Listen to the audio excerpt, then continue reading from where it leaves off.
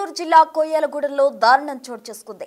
ఆస్తి వివాదం కాస్త తారాస్థాయికి చేరి కొడుకు దారుణంగా హత్య చేసిన ఘటన ఏలూరు జిల్లాలో చోటు చేసుకుంది. తన తల్లిని అతి కిరాతకంగా కొడుకు హతమార్చడం జరిగింది. అయితే పెళ్లిళ్ళు అయిన తర్వాత ఆస్తి పంపకాలలో వివాదం చోటు చేసుకుంది.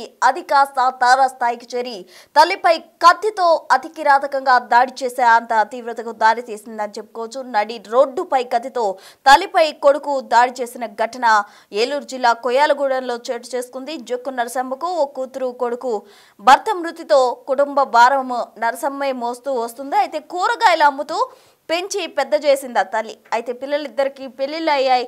ఆ ఇంట్లో ఆస్తి గొడవల విషయంలో వివాదం చోటు చేసుకుంది. అయితే ఇల్లు అమ్మి డబ్బులు ఇవ్వాలని తల్లికి కొడుకు వేధింపులు స్టార్ట్ చేయడం జరిగింది. ఆదివారం ఇదే విషయంపై తల్లితో శివ గొడవ పడ్డాడు. అంటే నరసమ్మ కుమారుడు శివ తల్లితో గొడవ పడడం జరిగింది. ఆస్తి ఇవ్వలేదనే నెపంతో రోడ్డుపై అతి కిరాతకంగా కత్తితో దాడి చేశాడు. రక్తపు మడుగులో ఉన్న నరసమ్మను ఆసుపత్రికి స్థానికులు తరలించడం జరిగింది. అయితే అప్పటికే నరసమ్మ మృతి చెందింది. కొయ్యాలగూడెం మండల కేంద్రంలో ఈ విషాదం చోటు చేసుకుంది. ఆస్తి తనకు ఇవ్వలేదనే నెపంతో కత్తితో తల్లిపై కొడుకు దాడి చేశాడు. జక్కు నరసమ్మ అనే మహిళకు ఒక కుమారుడు ఉన్నాడు. ఇద్దరికి వివాహాలు చేశారు. భర్త జక్కు రామకృష్ణ మృతి చెందడంతో జీవనోపాధి నిమిత్తం ఆమె కూరగాయలు విక్రయిస్తూ ఉండేది. అయితే కొడుకు జక్కు శివ ఉన్న ఒక్క ఇల్లు విక్రయించి డబ్బులు ఇవ్వాలని గత కొంతకాలంగా తనని వేధిస్తూ అత్తవారి ఇంటి దగ్గర ఉంటున్నాడు. ఆదివారం ఇదే విషయంపై ఇంట్లో తల్లితో గొడవపడ్డాడు. మద్యం మత్తులో ఉన్న కొడుకు శివ తల్లి ఆస్తి ఇవ్వలేదనే నెపంతో గొడవలతో విచక్షణ రహితంగా దాడి చేశాడు. రక్తపు మడుగులో ఉన్న బాధితురాలని బంధువులు స్థానికుల సాయంతో కొయ్యాలగూడెం ప్రభుత్వ ఆసుపత్రికి తరలించడం జరిగింది. అయితే ప్రాథమిక చికిత్స అనంతరం ఆమె పరిస్థితి విషమంగా ఉండడంతో జంగారెడ్డిగూడెం ప్రైవేట్ హాస్పిటల్కి తరలించడం జరిగింది. అక్కడి నుండి మెరుగైన వైద్యం కోసం కాకినాడ కూడా తరలిస్తూ ఉన్నారు. ఈ ఘటన అనంతరం కొడుకు పరారీలో ఉన్నారు.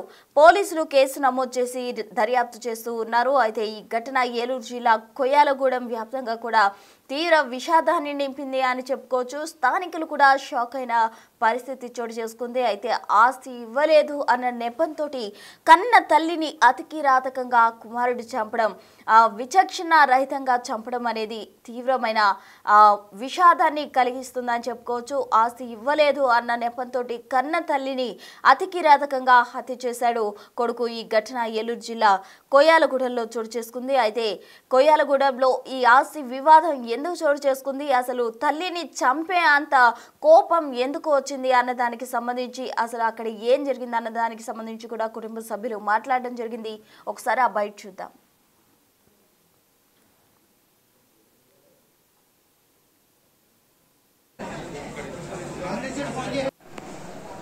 పెట్టుకోలేదు.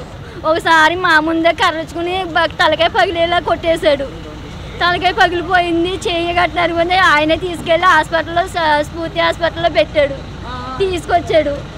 మళ్ళీ నా దగ్గర పెట్టుకున్నాను. 20 రోజులు చూసిన తర్వాత మనిషి మామూలు అయ్యింది. మళ్ళీ కూరగాయలు వేసుకుంటానమ్మా, ఇంటికి ఉంటే ఎవరు తింటారని కూరగాయలు అమ్ముకునేది. ఇది 3వసారి అండి ఇలాగే నరికేస్తాము.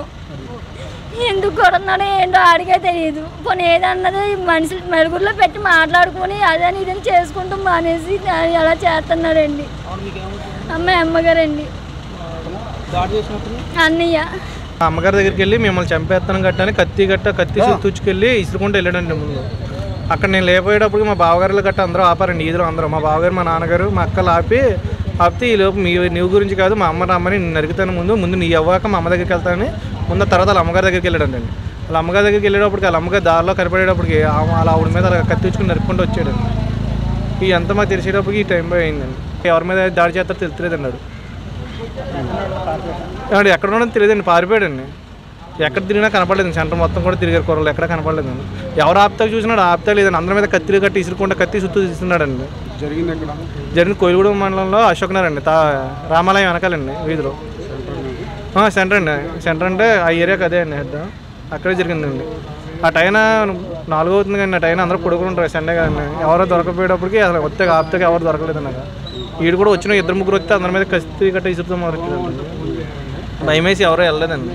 మేము వెళ్ళే టైంకి అక్కడ ఒకటి పడిపోయిందండి. అంబులెన్స్ ఫోన్ చేయడానికి చాలా గంట తర్వాత కానీ అంబులెన్స్ రాలేదండి. వచ్చిన తర్వాత గవర్నమెంట్ హాస్పిటల్కి వెళ్ళి అక్కడ అంబులెన్స్ పని చేయట్లేదండి. అసలు 2 అంబులెన్స్ కూడా ఎదురుకుంటే పెట్టి కూర్చున్నారు కానీ ఇన్ని అంబులెన్స్లు ఫోన్ చేసినా ఇప్పుడు ప్రైవేట్ హాస్పిటల్లో ఫోన్ చేసినా రాలేదండి. అంటే ఎక్కడికి వెళ్ళినాయి గట్టని చెప్పారండి. ఇక్కడ ఉన్న హాస్పిటల్ అంబులెన్స్ ఇప్పుడు ప్రైవేట్ వచ్చిందండి. వచ్చేటప్పటికి గంట అక్కడ హాస్పిటల్లో కూడా గంట పట్టేయండి. అదే అండి. అక్కడ డాక్టర్లు ఎవరు లేరండి. ఇక్కడ డాక్టర్లు తెలియదండి. మమ్మల్ని లోనకి వెళ్ళనెత్తలేదండి.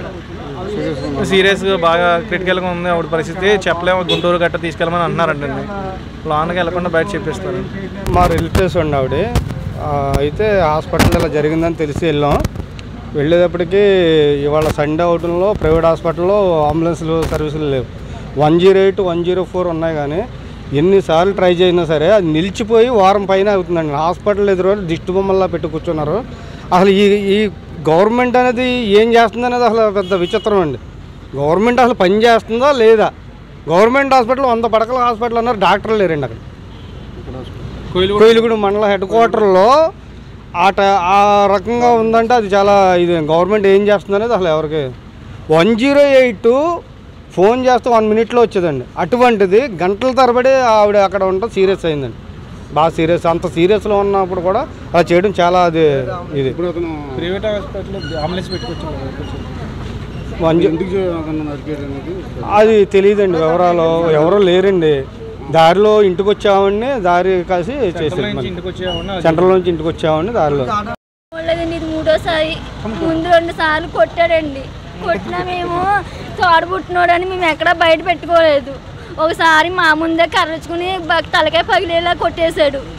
తలకాయ పగిలిపోయింది, చెయ్యి కట్టినరుగుంది. ఆయనే తీసుకెళ్ళి హాస్పిటల్లో స్ఫూర్తి హాస్పిటల్లో పెట్టాడు. తీసుకొచ్చాడు. మళ్ళీ నా దగ్గర సో భర్త చనిపోయినప్పటి నుంచి కూడా నరసమ్మ కూరగాయలు విక్రయిస్తూ కూడా పిల్లల్ని పెంచి పెద్ద చేసింది. అయితే వారిరువురికి కూడా వివాహం చేసింది నరసమ్మ. అటు కుమారుడికి కుమార్తెకు కూడా 2 పెళ్లిళ్ళు కూడా జరిపించింది. అయితే పెళ్లిళ్ళ తర్వాత కూడా కుమారుడు అత్తగారింట్లో ఉంటూ తరచుగా కూడా ఉన్న ఒక్క ఇంటిని అమ్మి తనకు ఆస్తి ఇవ్వాలంటూ కూడా తను గొడవ చేస్తున్న క్రమంలో ఈ వివాదాలు ఎక్కువగా చోటు చేసుకుంటూ ఉన్నాయి.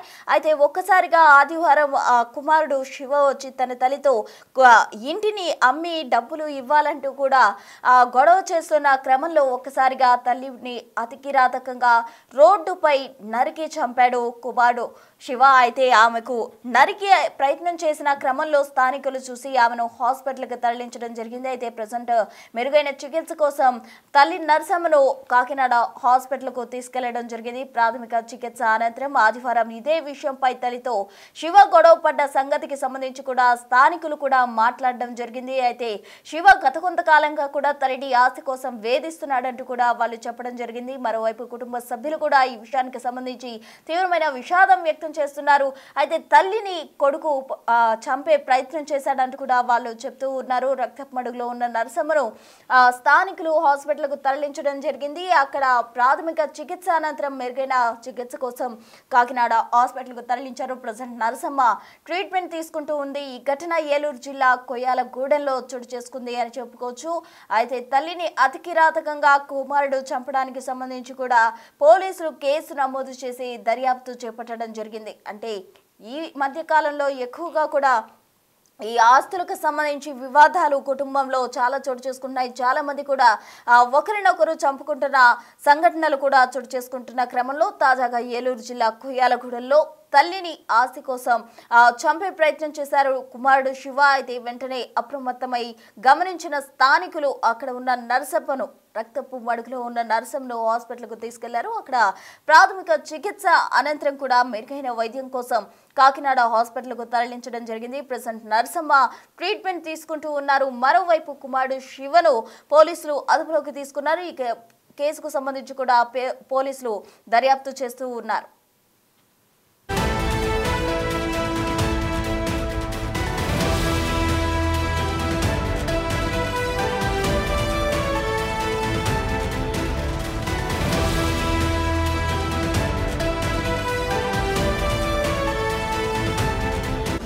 The Big Folk Night 2025 celebrating the soul of Telangana. August 23 సాయంత్రం 6 గంటల నుండి ఎల్బీ స్టేడియంలో. టికెట్స్ బుకింగ్ కోసం ఎంట్రీ వాలా యాప్ను డౌన్లోడ్ చేసుకోండి.